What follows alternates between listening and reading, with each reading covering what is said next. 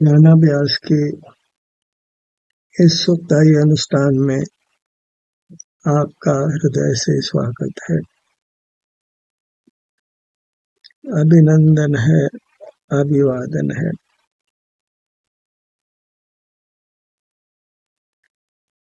ध्यानाभ्यास के लिए कृपया अपने नेत्रों को बंद कर लीजिए।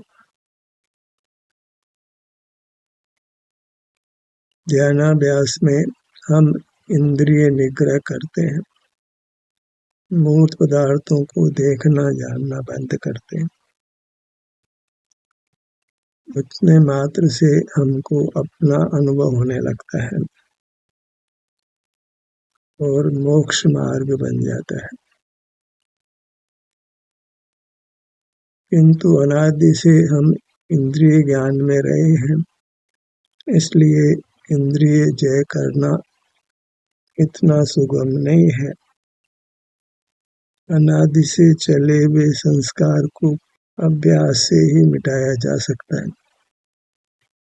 उसी अभ्यास के लिए हम यत्नशील हैं। यथासंभव हमको मूर्त पदार्थों को देखना जानना नहीं है। प्रथम तो यह अभिप्राय बनाना है कि मूर्त पदार्थों को मुझे नहीं जानना है, उस जानने से ही मैं आकुल व्याकुल रहता हूँ। और एक संकल्प करना है कि मुझे इंद्रिय जय कर जिनेंद्र होना है, परमात्मा होना है, इस मूर्त शरीर के बंधन से मुक्त होना है। जहाँ चाह होती है वहाँ रास स्वमेव हो जाती है। हमारे अंतरंग में ही एक चाह पैदा हो कि मुझे इंद्रिय निग्रह करना है, अपने से ही युक्त रहना है।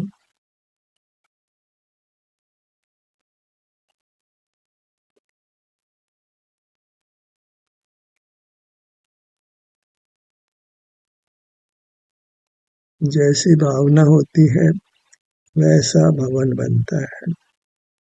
जैसी चाह होती है, जैसा अभिप्राय होता है, जैसा संकल्प होता है, वैसा प्रयत्न स्वमेव होने लगता है। जब इंद्रिय निग्रह करते हैं तो हम अपने से युक्त होते हैं। चूंकि हम सुख स्वभावी हैं, इसलिए अपने से युक्त होते हैं तो हमको सुख का अनुभव होने लगता है। जहाँ बहिर्मुखता है, इंद्रिय ज्ञान है, वहाँ चित्र विचित्र परिणाम होते हैं। मूर्त शरीर होने से नाना प्रकार की हमको शक्तियाँ भी प्राप्त होती हैं। उस सब के प्रलोभन में नहीं आना है। बाहर के किसी प्रयत्न से, बाहर की किसी भी उपलब्धि से हमको उत्तम सुख नहीं मिलने वाला है।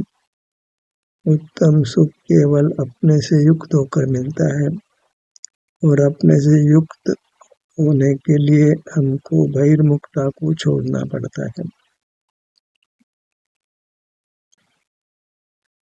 अपने स्वरूप को अंतर्मुख होकर पहचानिए, अपने विस्तार को पहचानिए। विस्तार अनुभव में आने पर भी हमको उसके प्रति अपनत्व नहीं हुआ है, क्योंकि अपनत्व हमने बाह्य पदार्थों में किया है। अपनापन हम अपने में कर सकते हैं या फिर बाह्य पदार्थों में। दोनों में अपनत्व होना संभव नहीं है। तो अपनी मूर्त से युक्त होकर सिर से पांव तक यह मेरा विस्तार है, यही मैं हूँ, यही मेरा पदार्थ है, इसी का मैं स्वामी हूँ। अन्य कोई पदार्थ जो इंद्रिय गम्य है वह मेरा नहीं है, उसका मैं स्वामी नहीं हूँ। अभिप्राय में उसके स्वामित्व को छोड़िए। अणु मात्र भी मेरा नहीं है। बाहर में चेतन पदार्थ हूँ या चेतन पदार्थ हूँ, कोई मेरा नहीं है और किसी को भी विषय बनाने से मुझे मेरा उत्तम सुख नहीं मिल सकता है। केवल सिर से पैरों तक विस्तार को प्राप्त ये मेरा पदार्थ है, मेरी वस्तु है, मेरा धन है, यही मेरे द्वारा भोगे जाने योग्य है, इसी से मैं उत्तम सुख को पा सकता हूँ। ऐसा जब हम निर्धार कर लेते हैं तो फिर अपनी वृत्ति अपने सन्मुख ही रहती है। लोक में भी जिन पदार्थों को हम अपने नहीं मानते हैं तो उनसे प्राय विमुख ही रहते हैं। जगत में तो अनंत पदार्थ हैं, कुछ पदार्थों में हमको अपनापन होता है, शेष पदार्थों को न हम जानते हैं न उनके संबंध में कुछ विकल्प करते हैं। बाहर में कुछ पदार्थ ही जानने में आते हैं तो उन्हीं पदार्थों के प्रति हमको राग होता है, ममत्व होता है। तो उन्हीं पदार्थों को जानना बंद करें तो हमको उनके प्रति ममत्व नहीं होता, राग नहीं होता, द्वेष नहीं होता।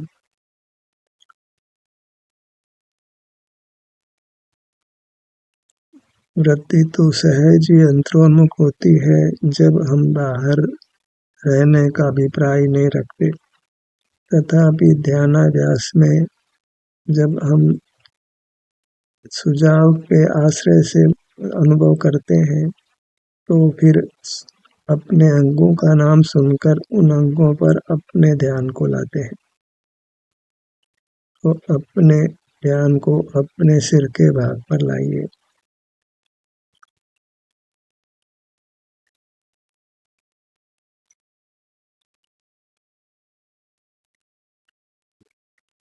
जब आप अपने सन्मुख होते हैं तो जो भी संवेदना मिले उसको हमने स्वीकार करना है, उसमें कुछ करने का अभिप्राय नहीं करना है, क्योंकि जीव अपनी अवस्था को भोगने के स्वभाव वाला है, न कि उसमें कुछ परिवर्तन करने के स्वभाव वाला। ललाट भाग पर आइए।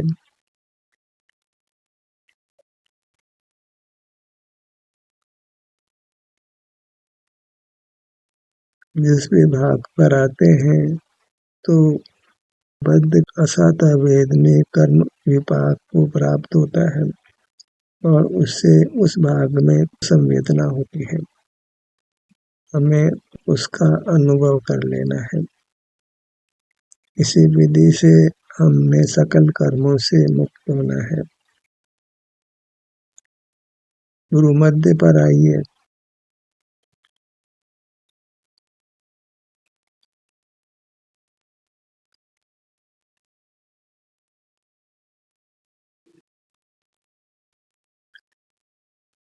बायां नेत्र, दायां नेत्र,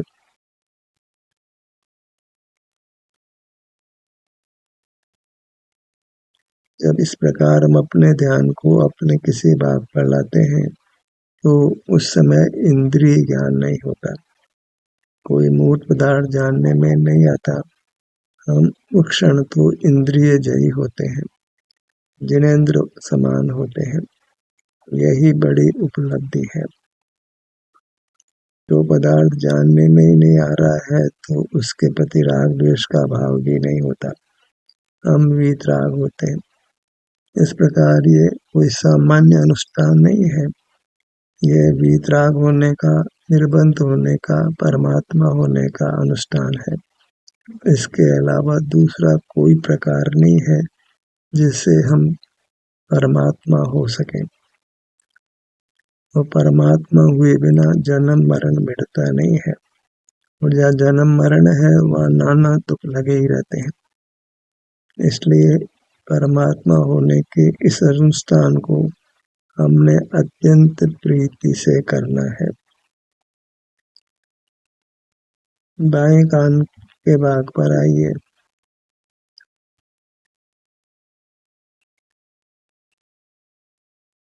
ये एक सामान्य सा अनुष्ठान लगता है, पर वास्तव में ये परमात्मा होने का अनुष्ठान है। अपने को सर्व दुखों से मुक्त कर संपूर्ण सुखी करने का अनुष्ठान है। इसमें कहीं जाना भी नहीं होता है, किसी अन्य की उपासना नहीं करनी पड़ती है, अन्य की सेवा नहीं करनी पड़ती है, अन्य पदार्थ का सेवन भी नहीं करना पड़ता है। दायां कान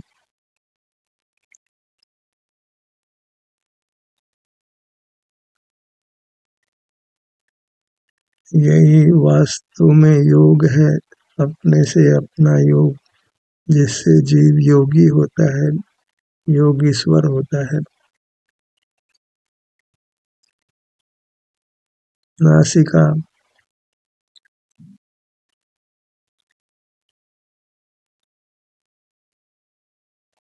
एक बार निर्धार कर लीजिए कि यही परमात्मा होने का मार्ग है, तो फिर कुछ विकल्प उत्पन्न नहीं होता है और इस कार्य को हम अत्यंत एकाग्रता से करते हैं, प्रसन्नता से करते हैं। जैसे जिस कार्य में लाभ होता हो, लौकिक लाभ होता हो, उस कार्य को हम पूरी तन्मयता से करते हैं। और यहाँ तो पारलौकिक लाभ होना है, जहाँ सर्व दुखों का नाश होकर संपूर्ण सुख की प्राप्ति होनी है।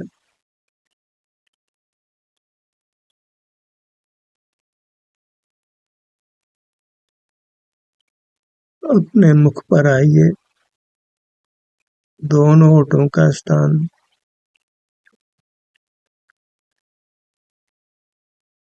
इस प्रकार हम पर को नहीं भोगकर अपनी अवस्था को ही भोगते हैं, यही ईमान भी है। हर पदार्थ का ग्रहण करना, उसमें चोरी का पाप लगता है। मूर्त पदार्थों को देखना जानना वह इंद्रिय ज्ञान तो है ही, पर वास्तव में वह एक चोरी है। और पर पदार्थ का सेवन करना, विषय बनाना, वह ब्रह्म सेवन है। उसमें राग आदि परिणाम होते हैं, तो राग को ही वास्तविक हिंसा कहा है। अभिप्राय यह है कि इंद्रिय ज्ञान में सर्व ही दोष उत्पन्न होते हैं। कम कम से 4 कषाय होती है, 5 पाप होते हैं, 9 कषाय होती है। जीव कौन सा ऐसा पाप है, कौन सी ऐसी कषाय है जो बहिर्मुखता में आगे पीछे नहीं करता है। इसलिए उन कषायों और पापों के परिणाम से वह कौन सी ऐसी गति है जिसमें नहीं जाता है, पूरे संसार में विचरण करता है। कोई लोक का ऐसा स्थान नहीं है जहाँ जन्मता नहीं है, मरता नहीं है, दुख नहीं भोगता है। एक इंद्रिय ज्ञान के अपराध से, मूर्त पदार्थों को देखने जानने से। और जब मूर्त पदार्थों को नहीं देखता जानता है, तो वीतराग होकर परमात्म सुख को भोगता है। जिस सुख को परमात्मा भोगते हैं, परमात्म संज्ञा को प्राप्त होता है। मुख के भीतर जिह्वा भाग पर आइए।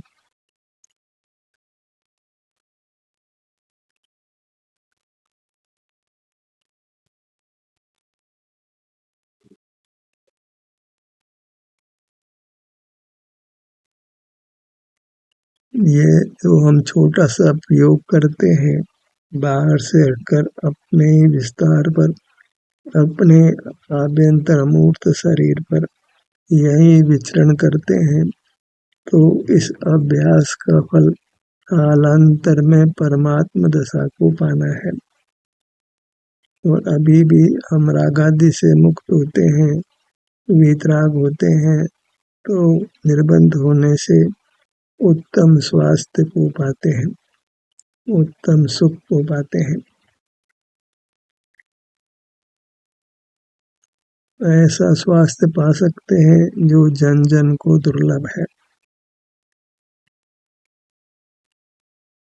इंद्रियां स्वस्थ रहती हैं, सर्व अंग उपांग यथावत काम करते हैं, निरोग रहते हैं।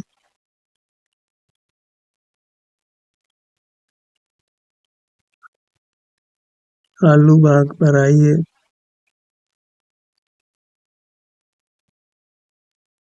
हमें बस सर्वांग में विचरण करना है, सिर से पांव तक यही विहार करना है। यह निज में विहार है, सुख के सागर में केली करना है।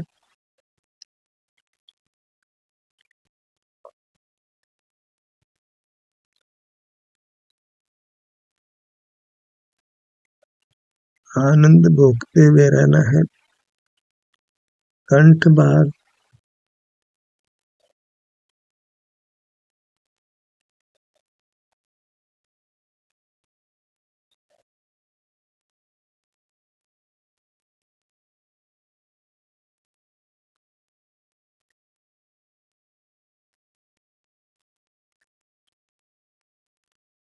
ठुड्डी, पूरा चेहरा,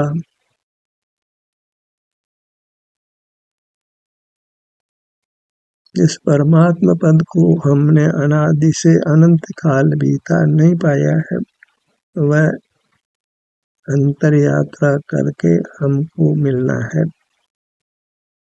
सारा जगत परमात्मा की पूजा करता है। इस प्रकार जब अपना अनुभव करके परमात्मा होते हैं तो सारे जगत से पूज्य होते हैं।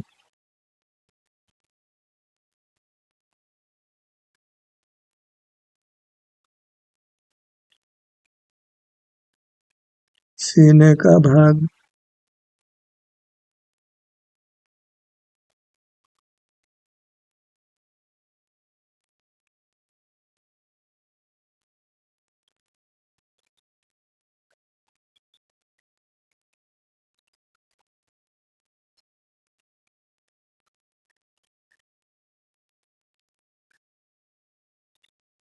अपनी मूरत हमारे परिचय में है, बस इसके अनुभव रूप होना है। इसके लिए बाह्य जगत से विमुख होना है।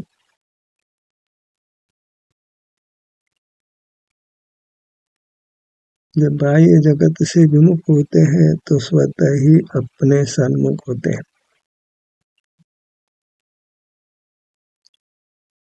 बाह्य जगत के सन्मुख होना और अपने सन्मुख होना, ये दोनों एक साथ संभव नहीं है, क्योंकि स्व पर का विलोम है। तो पर का जानना और स्व का अनुभव होना, ये दोनों एक साथ कदापि नहीं हो सकते। और पर का जानना वह हमारा विभाव है, उसमें अपनापन नहीं करना है। कोई जानने को ही अपना स्वभाव मान लेते हैं, वे महान धोखे में है। जानना जानना जानना ये मैं हूँ, इस प्रकार इंद्रिय ज्ञान में आत्मबुद्धि करना, इससे बड़ा कोई दोष नहीं। इससे अत्यंत दीर्घ संसार होता है। इसके विपरीत स्वानुभव करना या स्वानुभव होना, वह मोक्ष का मार्ग है। वही हमारा स्वभाव है, वही निर्दोष वृत्ति है, वितराग वृत्ति है। उसी से जीव संसार सागर को पार करता है, परमात्मा पद को पाता है। हृदय स्थान,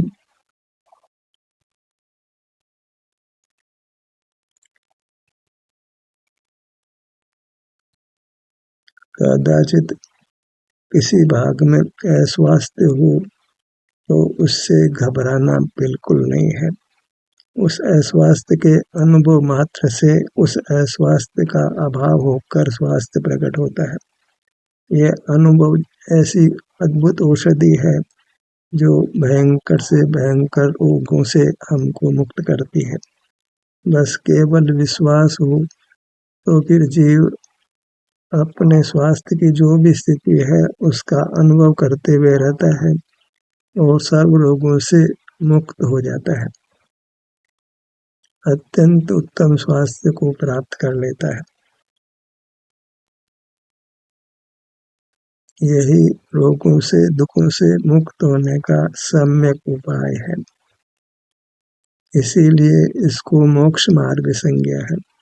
इस मोक्ष मार्ग का हमने दृढ़ श्रद्धान करना है, अन्यथा फिर जीव दुखों से मुक्ति के लिए पराश्रय करता है और पराश्रय से कभी भी उत्तम स्वास्थ्य को, सुख को नहीं पाया जा सकता है और स्वास्थ्य बिगड़ता ही है और जीव असमय में मरण को भी प्राप्त हो जाता है। पेट के बाग पर आइए।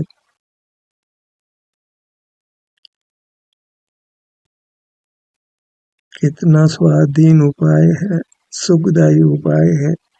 इसका हमको दृढ़ श्रद्धान करके इस उपाय में प्रवृत्त रहना है। पीठ के भाग पर आइए।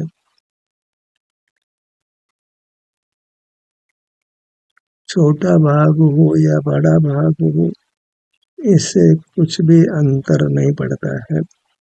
हमारा प्रयोजन बस इंद्रिय निग्रह कर जिनेंद्र होना है। मूर्त पदार्थों को देखना जानना बंद कर अपने अनुभव रूप रहना है। बायां कंधा, दायां कंधा,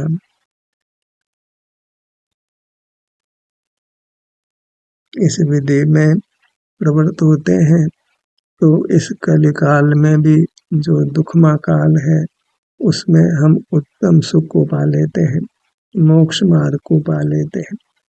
यह एक सचमुच में बड़ा आश्चर्य है जिसकी हमको उपलब्धि हुई है। दाहिनी भुजा को लक्ष्य में लीजिए।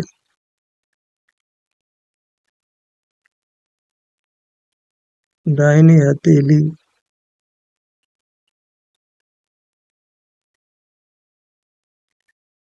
पांचों अंगुलियां, जो ये हमारा आभ्यंतर मूर्त शरीर है, नाना अंगोपांग रूप है, इसमें हमने अति प्रीति से ममत्व करना है, अहम पना धारण करना है। यही मैं हूँ, यही मेरा है, यही सुखदाता है, यही परमात्मा है, मेरा आराध्य देव है। दाहिनी कलाई, कलाई से कोने तक आगे की भुजा, सुख से ही यह अनुष्ठान होता है और इससे सुख की वृद्धि होती है, सर्व प्रकार के दुखों का नाश होता है। कोहनी, कोहनी से कंधे तक ऊपर की भुजा,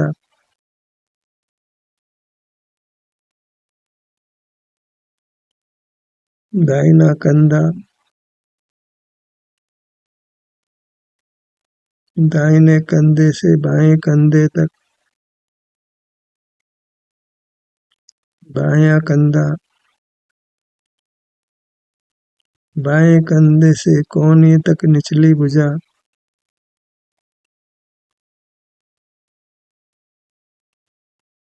कोहनी, कोहनी से कलाई तक निचली भुजा। ये आत्म दर्शन है, आत्म साक्षात्कार है, आत्मलीनता है, जो स्वर्ग और मोक्ष का सोपान है। यही एक पवित्र अनुष्ठान है, यज्ञ है, जिसमें सब कर्मों का दहन होता है।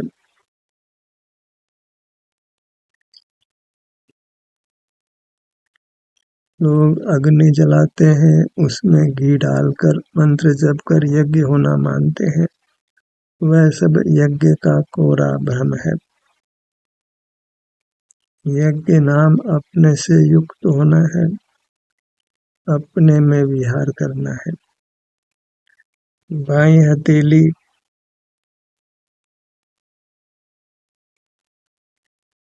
पांचों उंगलियां,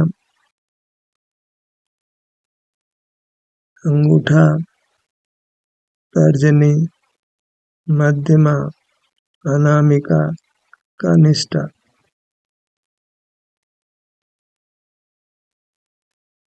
अपने सन्मुख होने से होने वाली शांति को पहचानिए। यहाँ कोई राग नहीं होता, कोई द्वेष नहीं होता, किसी में अपनापन नहीं होता। इस प्रकार हम निर्मोह होते हैं और निर्मोही ही सदा सुखी रहता है।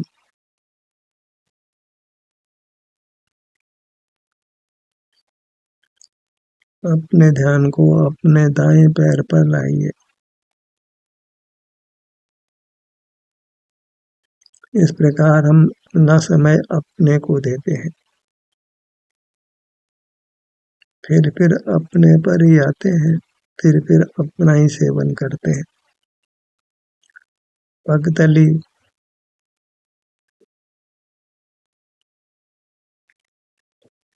पांचों उंगलियां,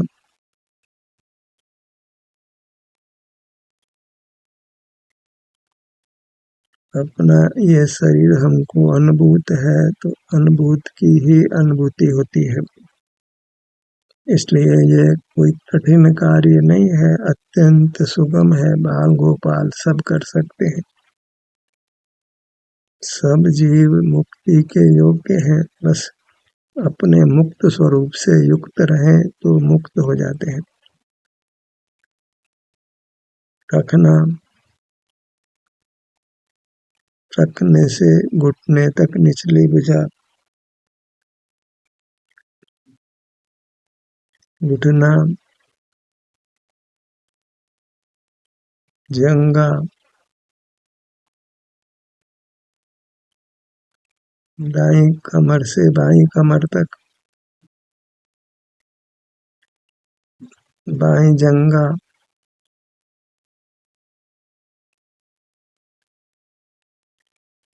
बायां घुटना, बाईं पिंडली, घुटने से टखने तक, एड़ी, पगतली, पांचों उंगलियां, पूरा बायां पैर। अपनी सर्वांग मूर्ति को लक्ष्य में लीजिए, अपने विस्तार को पहचानिए। पैरों से सिर तक मानो ये साक्षात परमात्मा की मूर्ति है। अंतर्मन से इसको नमन करिए। इसी के अनुभव रूप रहने का हमको अभिप्राय बनता है, संकल्प होता है। इससे पुनः पुनः फिर अपने में रहते हैं और इस प्रकार अपने को कर्मों के बंधन से मुक्त करते हैं। यही मोक्ष मार्ग है जिस पर हमको दृढ़ता से चलते रहना है। ध्यान के सत्र यहीं समाप्त होता है।